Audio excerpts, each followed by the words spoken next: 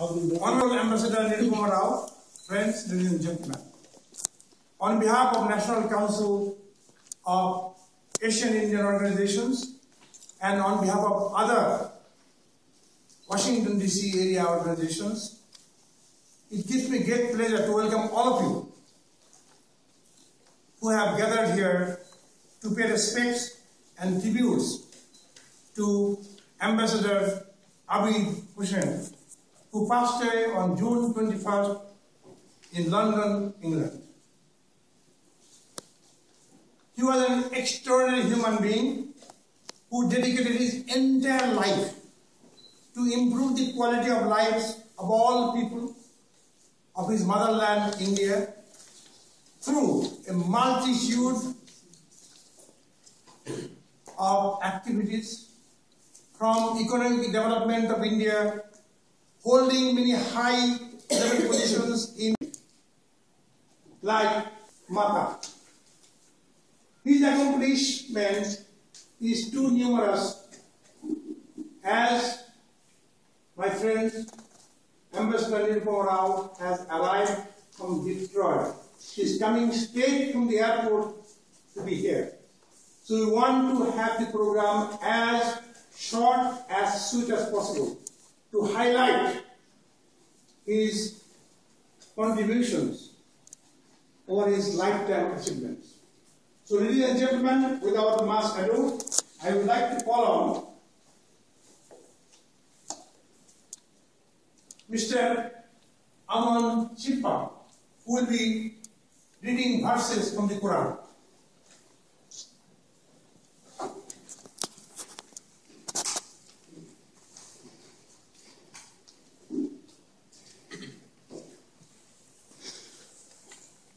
أعوذ بالله من الشيطان الرجيم. بسم الله الرحمن الرحيم. يسبح لله ما في السماوات وما في الأرض، له الملك وله الحمد وهو على كل شيء قدير.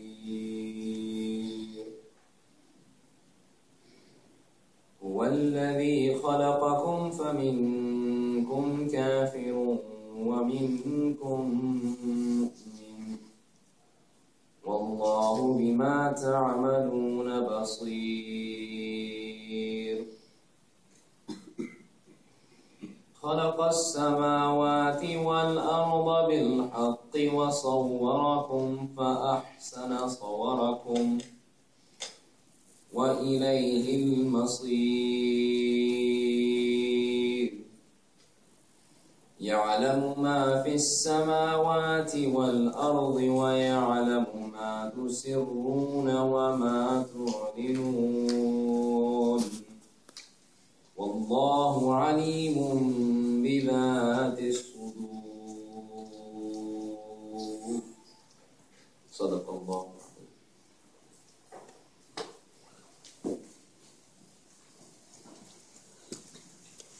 Mrs. Olka Batra will recite from Bhagavad Gita.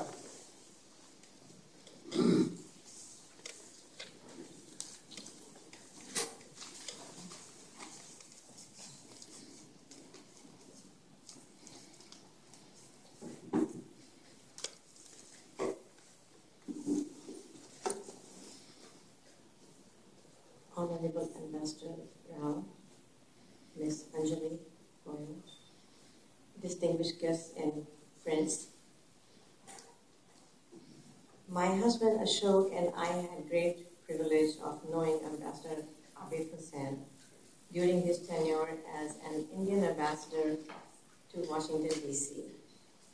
Though not from IFS, he was born diplomat, full of charm, great optimist, and a decent human being.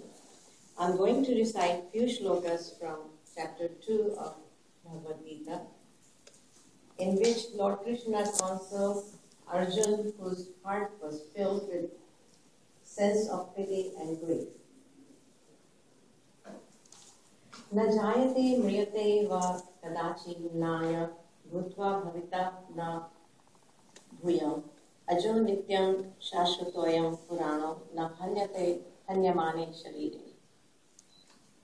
This self is never born, nor does it ever perish, nor being born before will it be born in future. This self is unborn, eternal, imperishable, and ancient. Though the body is slain, the self is not killed.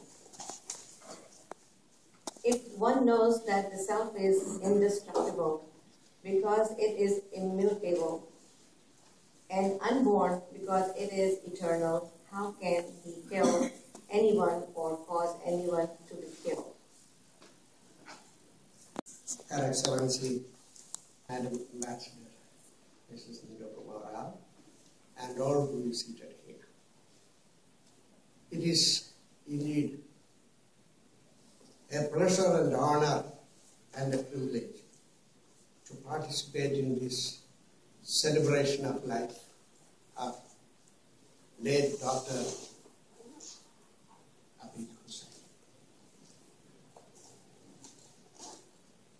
I had the privilege to work for him in many occasions, and he had shown me his fatherly love and affection and kindness to me on those several occasions.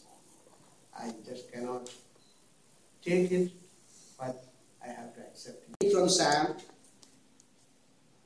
chapter 90, a prayer of Moses, the man of God. Lord, thou hast been our dwelling place in all generations.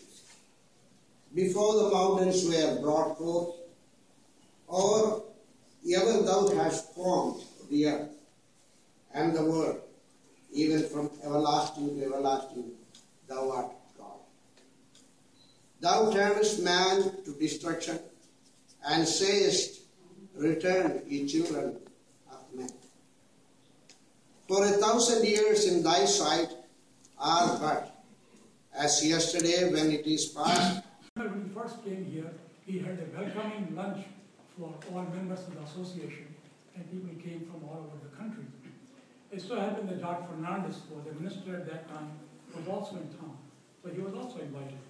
And George Fernandez talked about socialism and the culture of kullad. He said kullads in India are still there. You go to railway stations and you drink tea in them, and you should preserve them. He kept on talking about that. Then came Dr. Abid Hussain, and he talked about the great Indian culture and how kullad is very much a part of the Indian culture. But he said, I want all of us to break out of the kullad mentality and move into the modern world. And he said, this is my mission, as I've come to America, to modernize Indian economy and Indian way of thinking. And we were all 22 years younger at that time, and looked younger also. And he addressed us and he said, now all of you, I want you to remember that you're going to break the kullad mentality, and you're going to bring in the modern culture, and whatever I can do. And remember, this was in 1990, 1 year before the initiation of the economic reform movement. So he was a forerunner of many of the ideas that came on later. The other thing which I will say is that how much down to earth he was. He, as you know very well, he was very well connected. He spoke very well, he wrote very well, and he met all the highbrows all over the world. He wrote brilliantly. But I recall that, I'll give you one anecdote.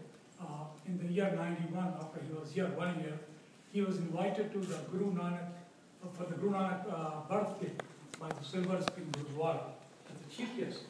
And so happened that Gurudwara invited me to speak on behalf of Muslims. There were people from various ethnic communities. And so, when I had an opportunity to speak, I narrated a short poem by Iqbal, which he has written about Guru Nanak, and he speaks highly of Guru Nanak. After the event was over and we were eating lunch, he came over and tapped me on the shoulder and he said, I'm going to have a competition with you in Urdu poetry. And I said, sir, I'm not a poet or anything. He said,